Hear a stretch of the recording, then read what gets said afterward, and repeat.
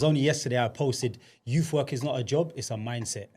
So for me, yes, you know, I don't think there's an issue making an income while making an impact. But for me, it's it takes a village to raise a child. And you're just being a part of that village and giving back where you can give back. So I wouldn't minimize that work in a masjid, very important. Well, not being met safe. Do you know the most likely time for a child to be stabbed in London, according to a government report? Do you know what time it is? There's something, even when they come out, they've got a tendency of going back in as soon as possible. Oh, 100%. Yeah. Has there been a systematic failing on young people? Absolutely. Yes, I am. If we ever used, you know... I got a serious question before that, yeah? Wait, was this question not serious? No. Message, Aki, look, I don't need no convincing. Islam is the way of life. It's the solution to everything you've got a question for.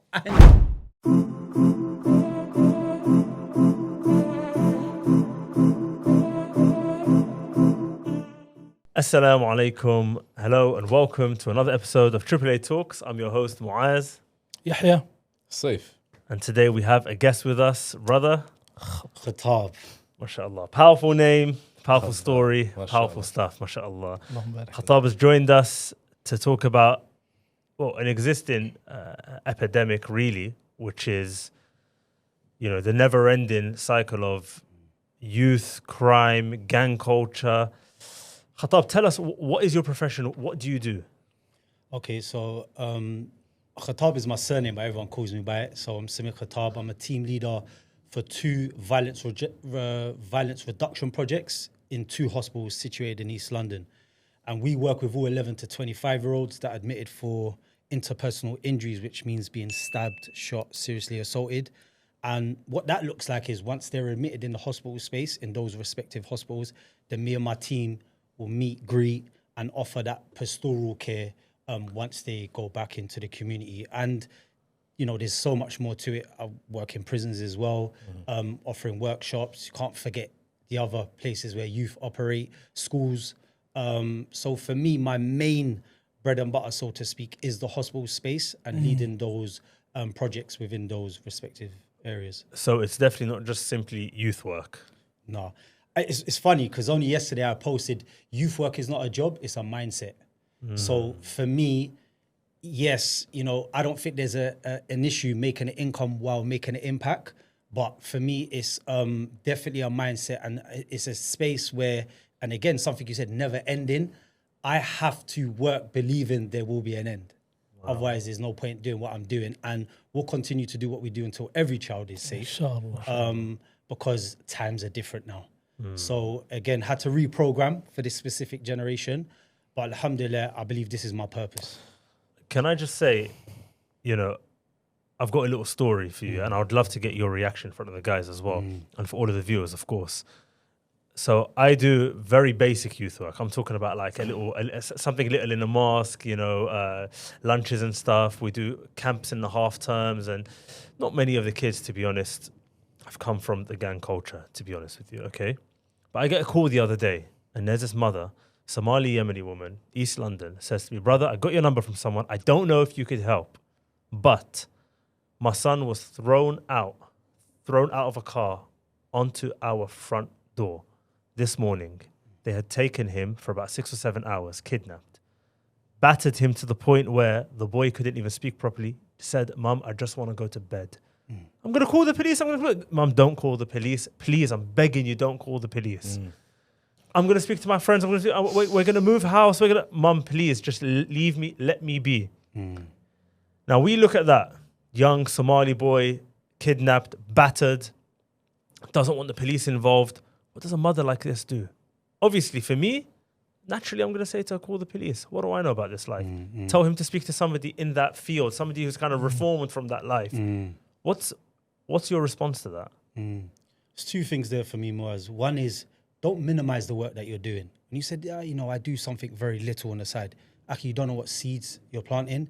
You don't know what khair, you don't know what interaction I have with Muaz as an 11-year-old in the masjid could go on and shape my thinking. So please don't minimize it. It just sounds a bit extreme when I say stabbed, shot, seriously assaulted. Like, Akhi, it takes a village to raise a child. and you're just being a part of that village and giving back where you can give back. So I wouldn't minimize that work in a masjid. Very important. That's number one, and with the greatest of respect. Number two is, when I hear that story, I have to disconnect slightly.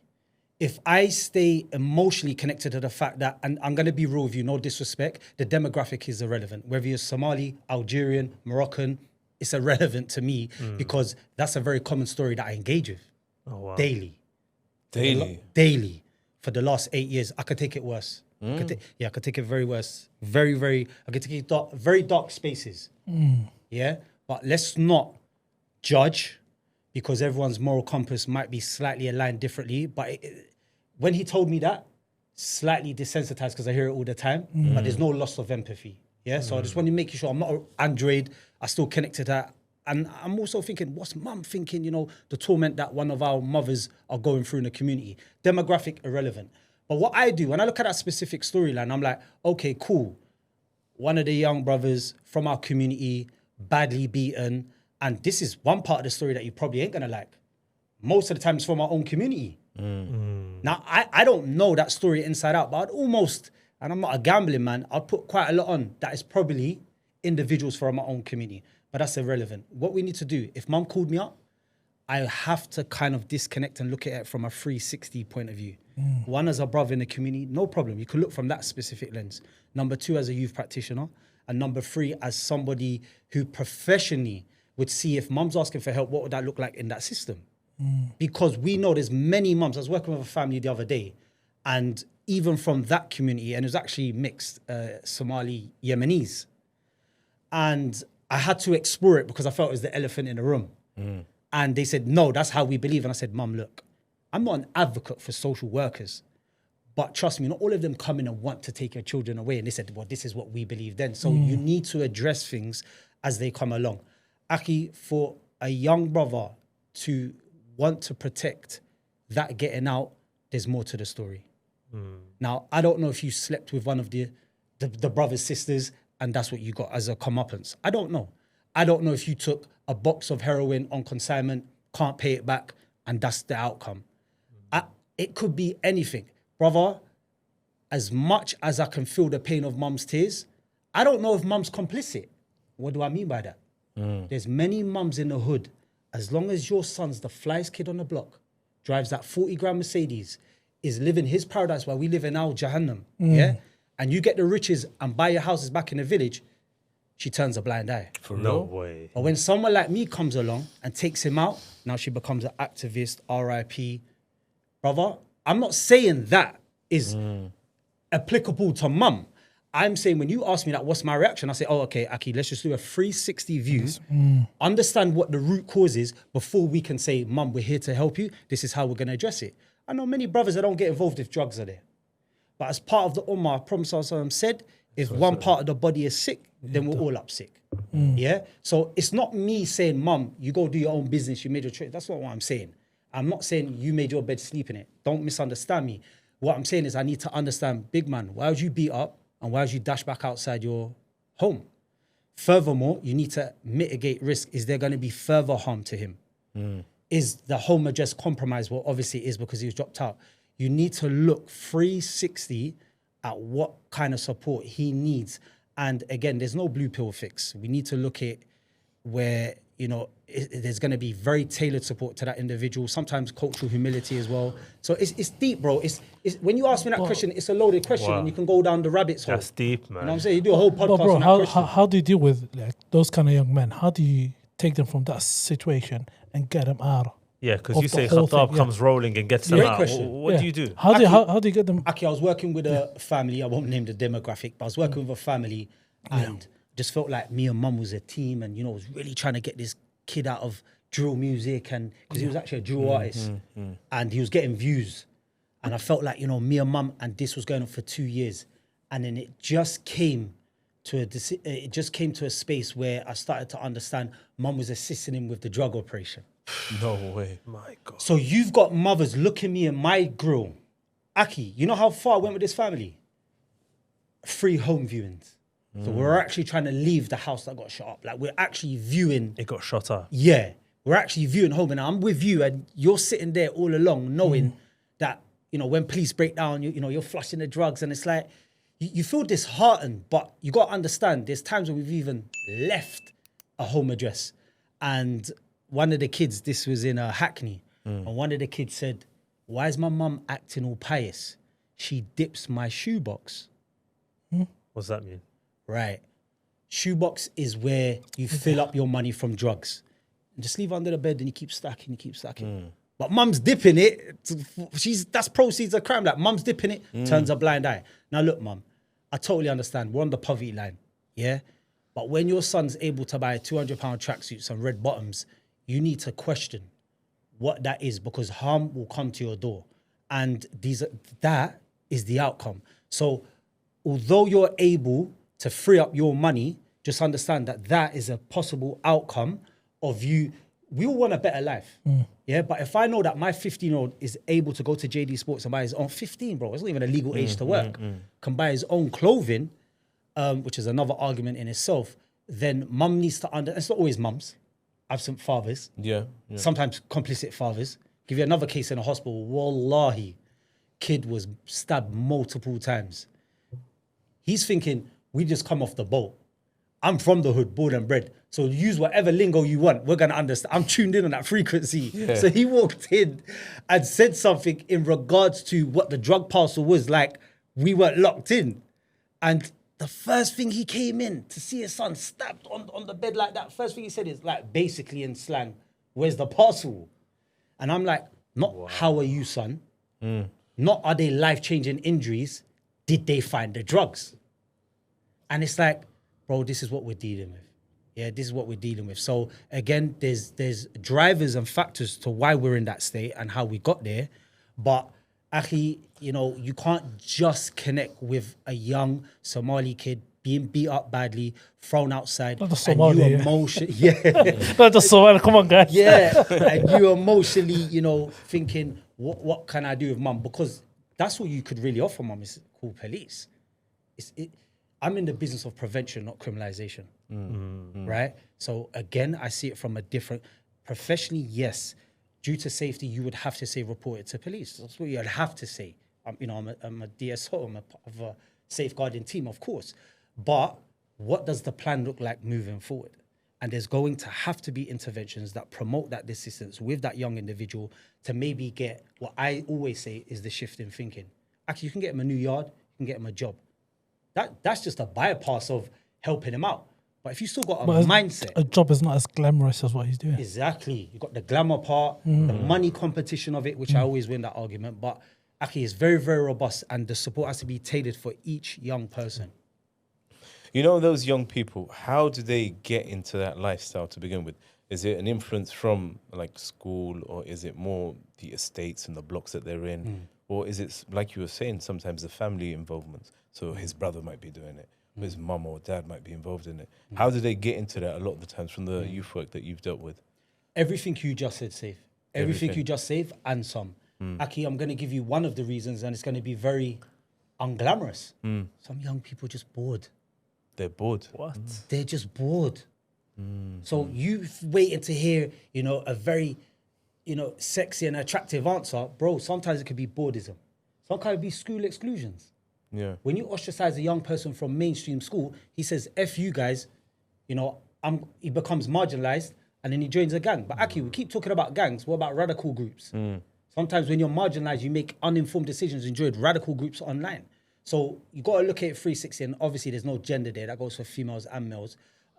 Sometimes it is the poverty line. Poverty line, the structural harms of a household is at number one, whether you like that or not, for UK violence. That's at number one. Now you might say, yeah, but Khattab, why would a 15-year-old stab another 15-year-old and they live in the same hood because they got zero on their West account? That's not how it works, Aki. You understand? The rabbit hole goes a little bit deeper than that. To when the poverty line is not being met, people say, a psychologist said to me in hospital, Samir, there's so many opportunities out there for young people. Why do they do what they do? As if That's it was the next question, their issue. Yeah. And I'm like, Rachel, when you talk about opportunities, please talk about accessibility as well. Because we don't all have the same starting line. Now that's where the poverty line comes in. So when you look at how much a night tracksuit costs, which is about 180, akhi, and if I buy it and wear it in 2026, young people are telling me that was last season, I'm like, what? In my hood, I could wear a tracksuit for 10 years. Now you're telling me it's seasonal. Pressure's on families. So that poverty line starts to test people, and what do you resort to? The go-to is always going to be crime. Then you look at the safety needs of young people and not being met safe. Do you know the most likely time for a child to be stabbed in London, according to a government report? Do you know what time it is? Go on, 17. Not age, time of the day. Okay. Well, I mean, naturally we'd think nighttime, Yeah. Yeah, naturally. midnight. Daytime, probably, yeah. They give you the exact times in the government report. 3:15 and 5:30. Of course. What's After that? School. Yeah, school. After school. Wow. Safe, I couldn't wait to finish school and kick my brother up the arse and run down Yeah, the yeah. fence and Meet get me home. after school. Yeah. But now I've got worried about being stabbed. Now, when you just look at that incident of why they being stabbed, bro, there's an identity crisis. There's validation. There's, I want to be visible. You understand? And that means bullying a kid at a bus stop, humiliated on Snapchat, forced to say you're this and that. And you're like, bro, I'm trying to impress that girl in year 10, which I don't condone, by the way. Yeah. Right? By stabbing someone, though, So impress them. tomorrow I'm carrying a Rambo to rucksack. Aki, when we make safe space, us four now, if we make a safe space for young people to come forward after an incident of that nature, what do they get labeled? Snitch. Thugs, Yeah. snitch. That's what I was saying. So, you know the situation that you gave to begin with, and the mum wants to call the police, and he's saying, don't do that. Don't call the feds. Because in their culture, that would probably be like, I'm a snitch now. I don't need them. And the feds, they don't really look after you. They're not there to see if you're going to come out of this good. They're there to make another prosecution, probably. You know, they're not looking after the actual person that's involved. And he's going to get into trouble. He's going to get into trouble, It especially if it's exacerbates proper the beef. situation. Yeah. Yeah. Yeah, it's true. I mean, I wouldn't blanket statement on all police officers. But I have to agree with Safe slightly that they don't view it through a trauma-informed lens. They don't see the bigger picture. They're more about reprimanding the people that, you know, attacked the young individual. I totally do have to That's agree that with as well. And also police culture, the way they have their hierarchy goes from the pyramid scheme, and they're impressing one after another. So then that police officer is doing the detective, then he's got the prosecution who's going to be looking at the report. They're like one over the other, and how it works. And that's why sometimes they're called pigs, bro, because they're just fake. They're trying to impress, pretentious. But yeah, and they're not really here to help, in my view anyway. Being prosecuted a few times. Like I say, I've had different experiences. I've had ones that really put on the badge to want to help, and I've had ones where I'd question, why are you here? Why are you here? So for me, it almost sounds like all Muslims. So I don't say all police officers. I don't say all parents, because I've worked with a police trauma support team in the hospital. They speeded up my safety plans by 3 months. Okay. So when young bucks are telling me, man, don't go to 5-0 and this and that, I say, brother, the first people I'm going to is the police, because I need a police supporting letter so we can move home. When I go to the council, they're looking for the metropolitan letter. So I have to strike a But balance. that's just playing the system, bro, to get to where you need to get to. It's not so much trusting them and saying, listen, I think you're doing a good job. Yeah, but that individual's anti. If you're totally anti, then own that, big man, and go out and do your own thing. Back your beef. But if you're asking me for housing, Okay, this is the That's problem my we have. go-to. Some of these kids actually look forward to going to prison. some people do. Yeah. I don't think they do, Aki. I just think That's the thing, bro. It's like there's something, even when they come out, they've got a tendency of going back in as soon as possible. 100%. Yeah. This is I what think I'm trying to say. That's So, the valid point. 100%. Yeah, So yeah, yeah. it's like these Because kids, that's all some they of them, knew, yeah. innit? That's all they knew. And they come out into the real world and they're like, oh, crap, I'm not Aki, who I used to be. Criminologists say post-release, if you don't get it right in 3 months, we're going to go back to what we know. Wow. We're going to go back to what we know. And Aki, wallahi, after 16 years in prison, I was looking at one of my boys and the dunya changed. 100%. And even then, Shaitan was with, I'm reformed, I'm done. mashallah. Wallahi, I'm more than happy to sleep on a park bench, knowing that I ain't never going back to prison. Inshallah. I had these whispers, and we was like, let's do one boost. Yeah. Just 120 rack, call it a day. And I had that whisper, and then I went to my first hostel in Harrow Road. My first hostel, Genesis Housing. And I met one of the brothers that got me onto Deen, and didn't get me onto Deen by preaching, but went home and sent me my first book, telling me, you want to just do a little bit of fraud in the first month. And that 3 months that criminologists are talking about is so true. Wow. So for me, nothing stops a bullet like a job.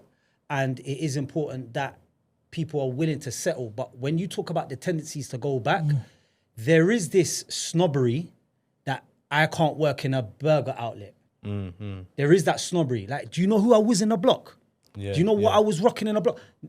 Man can't humble themselves. Like, to be able to go to that level and start up. That's number one. The speed as well of what everyone wants Gucci money yesterday. No one wants to build. That's So true. you got that. But then you got people who have no protective factors. Yeah? So let's say all of us married, all of us children, jobs that we love. Yeah? We can afford maybe one holiday a year. I'm not saying this is all true about us. I'm just saying. Those are what you call protective factors.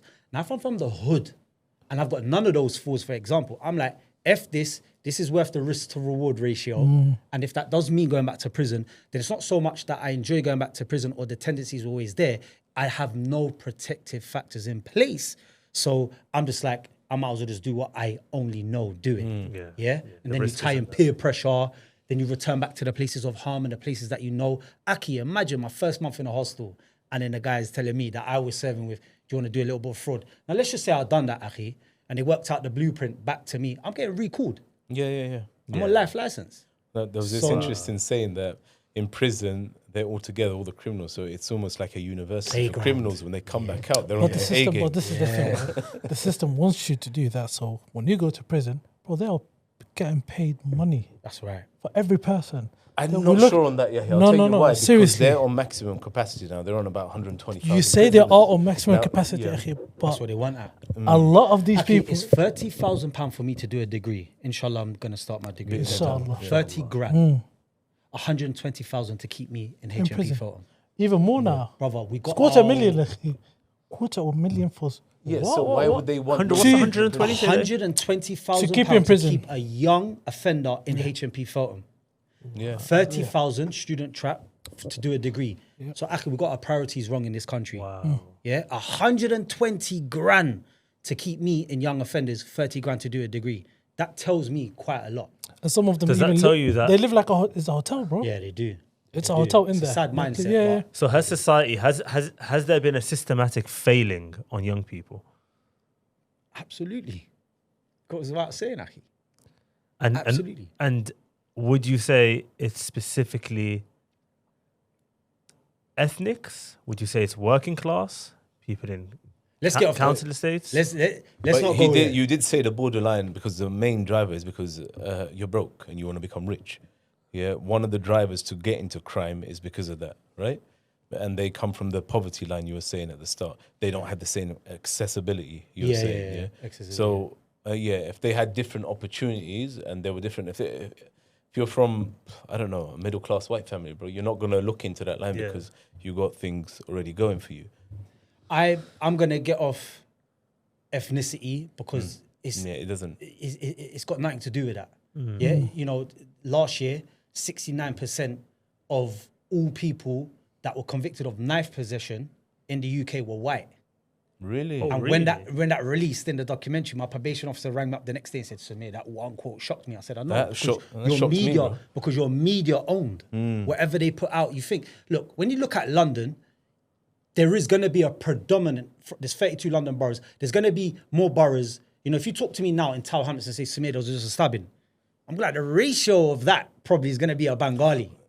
Yeah? No, let's be Yeah, real. yeah, You say yeah, Samir, yeah. there was going to be a stabbing in Hackney, the ratio of the perpetrator or the victim is going to probably be Afro-Caribbean. Yeah. That's got nothing to do with that being an issue within that specific community. Yeah. There are certain... yeah. And you know- Westminster Borough might be like a Kurd or an Iraqi. Or, Yeah. Yeah. There might be certain fractions of our community that might have those drivers of, you know, that being fueled by, you know, a demographic or asylum seeking or whatever. When I look at violence on a whole, Aki, it's no more blacks and whites on an estate. We now find violence in communities where it never existed. Sikhs are not free from it. Hindus are not free from it. Sikhs carry Muslims knives are in not their free. turbans, I was told. Yeah. Well, on the waist, it depends Yeah, where it yeah, is. yeah, yeah. It's one of the 5 Ks, so they are allowed to. carry- Let's talk about knife crime. Now, I've seen loads of reports, even online. in London get cussed by Americans and Europeans. They're like, oh, we're the Favourite worst. argument. Yeah. So now hear that, like, you're not all criminals, you carry knives. Why do us carry knives with us a lot? Why do the youth carry a lot of knives? Actually, I'm going to be late for my podcast 'cause I loved it. I don't care now. That subject there, yeah, 'cause I monitor social media. Obviously, I have to stay in touch with the spaces where young people are at. And Aki, first of all, let's get off this notion of this competition between cross-Atlantic, them man with their straps, and us with our shanks, yeah? Right? No. I jumped on socials and I just said, it's all jahiliyyah, barter. There's no point me getting just into ego, it. innit? But I hope someone from the US is watching this, yeah? First of all, there is no competition. We are not a gun borough. We're not a gun country. You are. Yeah. We're not. If we had free licenses to get straps, we probably would be shooting each other. So first of all, that argument is by default flawed because you are a gun country, we're not. So you looking us down on us running around with our ZK. Don't judge the 15-year-old in Edmonton, Hackney, Kilburn, ZK, wherever bro? it may be. What's a ZK? Zombie knife. Oh, zombie. You are joking, right? Let me not. know and see. Let me know and see. Bro, listen. All right, cool. I'm not a part of that. There was a lot of controversy about it last year. So Yeah. I assume people might know what the ZK is. So they watched one video that goes viral of 3 people chasing someone in McDonald's going like that. And they go, look at the man in the UK. First of all, you're speaking English. You're speaking our language. Exactly. Yeah, you got owned. Shh. Right? Number one. Secondly, as I said earlier, we are not a gun country. But this is why I say there's no argument. If you really want to go to that level, there's no argument. Put it down. Let's look at the UK, yeah? Aki, we've got the Turks. We've got Algerians. Bosnians. We've got Albanians. Yeah? Hot-headed people, yeah? We got thank you, Safe, right? So I'm saying if you're judging by one 15-year-old on viral chasing around and mocking it, I would agree with them. It's mindless violence. But they've run with that video and built up a perception of this is what London looks like. Yeah, we are the knife capital of the UK, but we're not shy of guns. Tottenham's a stick borough. And this, I'm not glamorizing, by the way. I'm sad we're in this state. Tottenham's a gun borough. Yeah, Lewisham, gun borough. South London, gun borough. So this perception of what they've got across Atlantic, it's like, brother, come tell. I'm watching something in Bethnal Green the other day of that rapper getting run out of the bagel place. And they're like, shut up, and run him out. And he's talking tough, and the comments were like, you're not in the US. But Brother Khattab, check this out, yeah? If we ever used, I got a serious question before that, yeah? Wait, was this question not serious? No. You know how they got just on that topic of the Americans, right? All right. Hypothetically, you know how they had like 1 silverback and 100 man. So 100 London roadmen. Yeah. And 100 of the toughest. that is not a serious boys. question. That is not a serious question, bro. Let him land. I don't even know his 100 New Yorkers. Yeah. They're bad men. Yeah. Against us, who would win? 100 New Yorkers against 100 London man. From the Bronx. It's definitely all of not a them. serious 'Cause question. they're coming out like, we're moist. We got little knives, and they got straps. But if they London, honestly, I'm biased, but from what I've seen, London man can rock as well. Yeah, bro. Like they're If not we're at the on same level of arms, Actually, I've watched quite a lot. We're of supposed to fights be in the hood positive, over guys. there, yeah? We're supposed to, yeah. I've watched quite a lot of fights in the hood over there, and I think because we can't resort to guns very quickly, we've had to scrap as well. And in answer to your question, Safe, I'm never going to go to the US, so I don't really care. They won't let me go. The US Embassy won't give me a visa, so I could cuss you lot out. same. London man will win. But nothing to got be your proud answer, about. yeah? Trust me, But bro. I just see like a lot of London man rockers, they box very freely, they join clubs. When I look at, you said the Bronx, it's very specific. I was like, yeah, but if They you come always say into that's someone a like hard 50 area, Cent, yeah. 50 Cent gonna wrap something up. Yeah, yeah, Like 50 Cent. So it depends. But if you say that, it depends because everyone's gonna get 100 of their best in it. But London, we're very 100 of their diverse. best, 100 of our best. We're But very diverse as well, bro. That's So we've what I'm got a thinking. mix of everything. Would you say, Akhi, when it comes to young people, the reason they are in that life is because of money in general, right? Predominantly. Yeah. So would you say if you actually use that reverse psychology of if you go to prison, all you're making is £1 a day and the government is making 120,000 off your back, would that actually work? How's the government making 120? The government, the 100. establishment, the prison HMA Yeah, is they're- probably making 120,000. Oh, by taking per taxpayers' person, money. yeah. Right. Yeah. Is Aki, I know Save keeps challenging that concept of prisons making money. They're making money, bro. Michael bro. Jordan bought shares in prison. And people are saying, look at that. People are dying, getting killed for their trainers over there. Yeah. These are Jordan 4 fears. I don't think there's certain hoods in the US I can't walk through with these. They're taking them. Yeah. Like, and it's resulting in death. And they're like, raw, Jordan's getting people killing people for his trainers, but when they go to prison, he's capitalized on it there as well. Because there is money to be made in prison. But is a glamorized HMO basically? It's It's basically a secured HMO. Let's just put it that way. Like you said it very easily though. No, when, but- Nah, when bro, we people- mentor, no. yeah. When you said, can we reverse psychology? Reverse with them, psychology, yeah. Who's delivering that message though, bro? People like yourself, Aki. Yeah, but I can't People get to that- everyone. Huh? I can't get. I'm not to saying everyone. get to everyone. I mean, we've got this platform Yeah. to talk about it Yeah. and pass that message on. But at the same time, it's more of Bro, You no know- one wants to go to prison. you know, one thing we had. I'm from Egypt, right? I used to live in Egypt. One thing we had is, yes, we do have gang life, but prison over there is not as of here. So people do not go to prison for certain crimes like drugs or certain things, right? But even then, we had groups of Dawa where, say, for example, me and a couple of my mentors would walk throughout the road, say, for example, between Maghrib and Isha, right? Yeah. And then we'd go and actually go speak to these youth. So from, all the people that we used to talk to, majority of the people that were on road started praying, started coming to the masjid, started going to the da'wah lectures, started suddenly changing their lifestyle in general, right?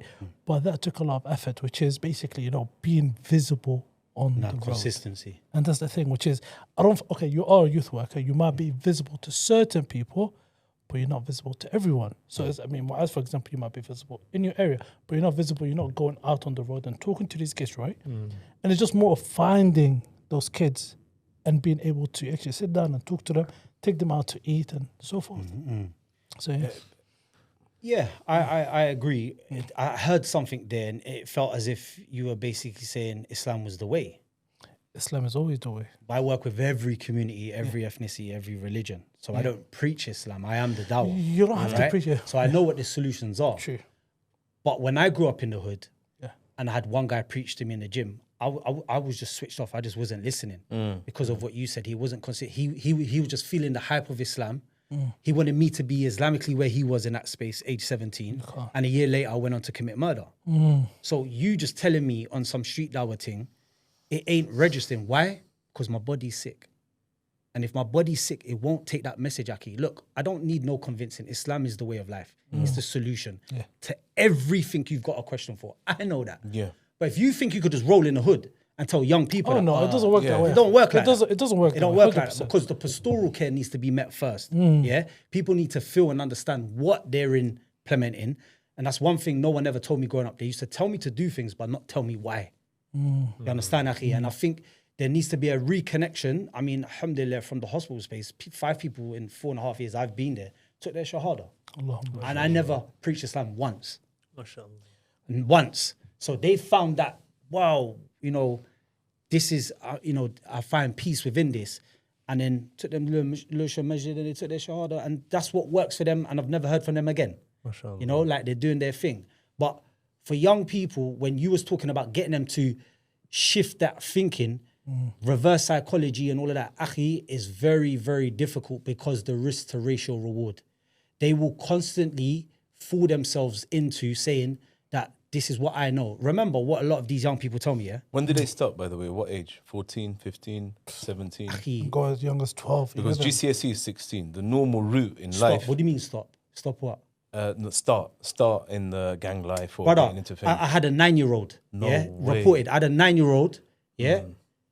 Google, what's the youngest you can be to join the OFB gang in Tottenham? He's already Googling, how young can I be to join the gang in Tottenham? 9 years old, Akhi, he's Googling. He got caught on that search. But I think I that's work not for for that money. family. That's not for money though. That's more for like position and do you know who I am? Yeah. Getting his own ego up. Like I'm a bad man now. Yeah, You know because he what I'm wants to trying be to part of that culture, isn't it? That's the only culture he knows. No, because he was saying the main factor was money. It's not just money. No. Is it? You've misunderstood. So, when structural harms and my well-being and not knowing that I have security and that's gone, then it resorts to just not caring and then going out and trauma breeds trauma and then stabbing people. You do not stab someone because you're broke. You do not did your bank account go up when you stabbed them? So I think what we done there, we blurred the lines. What we're saying is that predominantly 3/3 of those in a poverty-stricken area, the violence are higher. So evidently, violence is reduced amongst the more affluent areas. That's just a fact. Yeah. They've got peace of mind. They don't need to worry about their next bill, Yeah. right? So don't blur the lines between people driving to get money when it's one of the contributing factors of them saying, well, I can't look behind me and find anything of, value or as a protective factor. So I'll just go out. And honestly, Akhi, whether you like it or not, there are people that just want to bring you down. There's so many young people I've seen made it, if you want, I believe a success story. Friends pulling them back down. You need to come back on the block. Like I've seen it time and time again, Akhi, where you it's not that you've made it, but you've found a healthy pathway to be able to do something for yourself. And as soon as one of your boys in the sideline or on the block sees you blossom, they question it. And I've heard that story time and time and time again. What, they're trying to drag man back Trying in? to drag them back down again. So Khattab, what you're dealing with is very heavy, very heavy stuff. How do you deal with it? So I know you guys will give me a bill at the end of this because I'm treating you guys like clinical supervision. Yeah, literally. Like I just come here, I speak with the brothers, lay it out. But Aki, sometimes mum's Moroccan lamb tagine, that changes my headspace. MashaAllah. Yeah, I've done a job today. I'm gonna go football. Yeah. Everyone says Quran, Salah, Quran. Of course, that goes without saying. That goes without saying. But let's be real. Yeah. You ain't doing that 24 hours of the day. You need to change your space. And it's about having a balance. And for me, I have a great team as well, that people that I can lean on. You're absolutely right, Moaz. It's a very heavy gig. But there's one thing that I actually done, just a little tweak, and it helped me. I turned off notifications. Because I felt when notifications were going off, you would respond. But there's most of the issues that they're going to be there tomorrow. So what I've skillfully done as I've grown and blossomed in this sector is that I've started to work efficiently more than hard. I was there at your beck and call. 6 hour home visit the other day on Tuesday. This Tuesday, I had a 6 hour home visit. But that didn't feel like work. I was vibing with the family and it's the first home visit. But they'll get to a place where I need to protect my space, switch off, give people their rights. And it's just a balance, Akhi. But I think one of the biggest tools I got in my arsenal is my lived experience. I think going through the mill, being given a second chance, never taking for granted what my DBS looks like, but now working in the NHS, I say, alhamdulillah, like Allah shoot down all these doors. And as a lot of the brothers say around me, you're going to rest in your grave, innit? So, for me, I'll just continue to do it. And I don't think, no disrespect, but in our sector, I think people think I have no life. And they will find out later one day, because privacy is power, I don't really share my business. Yeah. But they'll be like, wow, we never do that. And I showed one brother it one time, and he went away and literally mimicked everything I'd done and said, my respect for you went here to here. So for me, I'm out here, it's not be all and end all. You need to build the next generation. But Yeah, of course. I just say, alhamdulillah, Aki, I've skillfully got to the place where I can feel myself burning out, because that's a real thing. And then Aki, you just need to step back. And we have a healthy annual leave. We have access to clinical supervision, which I don't take because it doesn't work for me. But you just need to know where you get When your to start, where to refill. stop, basically. It's important, Aki. I think we need you doing a lot of, just one comment, which is No rush, man. a lot of comments, a lot of lectures similar to Akhi Ayman. We need you touring this country, bro. Yeah. Wallahi, bro. I think it'd be a lot more beneficial to these youth, to to the youth in general. what, work with him? No, to do something similar to Akhi Ayman. I'm with him. How are you? I was about to say, he's behind the wallah, scenes sorry. of Akhi, man. Okay, I manage his emails. Mashallah. So me and his Should we brother, cut that part out? No. No, correct. No, do it. now me and his brother, Aki Ayman ain't for everyone. Yeah. Let's be real. But, I It's get... great for the youth, Akhi. Great in for my the opinion, youth, yeah. it's my humble opinion. Yeah. I believe Allah chose him. That's my humble Sorry? opinion. Now I'm going to Allah get chose him. 40-year-olds Allah chose him. cussing out in the comments, brother, he's not for you. I've seen it. Exactly, I've traveled with him to Denmark twice, Belgium, Holland, South Mashallah. Africa, Ireland. Yeah, the brother is sincere. I hope he doesn't watch this and see it. because I don't praise him to his face ever. I'm harder on him than anybody else, along with Ustad Youssef, because I told him, bro, take this seriously. We've put things in place as well that protects him. He has a great team behind him as well.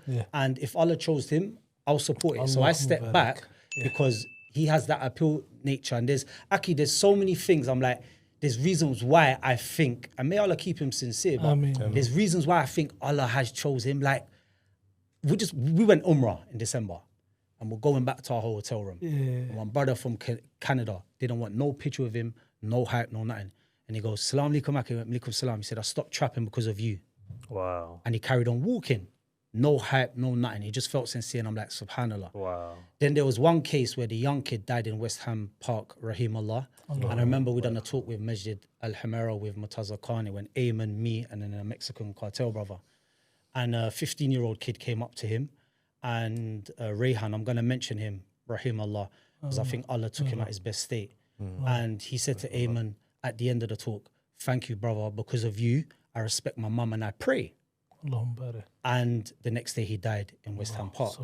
And I'm like, he respects his mother, the status of the mother, and now he prays, and Allah took his soul the next day. And I looked into the causes of it. There's no malice. And he was reciting La ilaha illallah.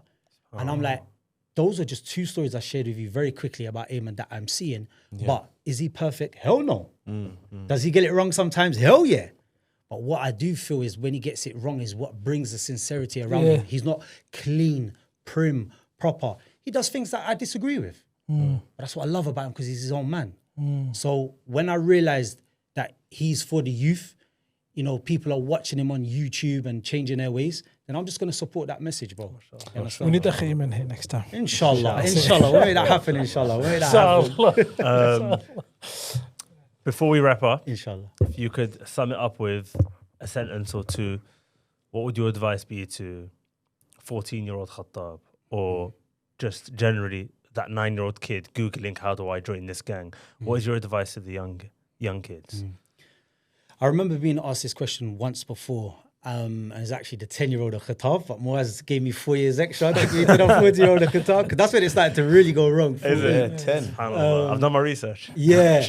But I was actually asked this by Imam Shakil, Abdul Latif as well. And I said, it just knew straight away. And I said, I would whisper in the ear of the 14-year-old Khattab that your role model is Prophet Muhammad sallallahu alaihi wasallam. And further direct him, just look into his life. Now you might be like, Samir, but that's very easy. But when I look at today's generation and all the generations before, we are in need of role models, Aki. And we do, like, no disrespect, how's this generation make, you got to remember my generation, you know, how have you made shower caps and Crocs cool? And skinny trackies. Yeah, bro.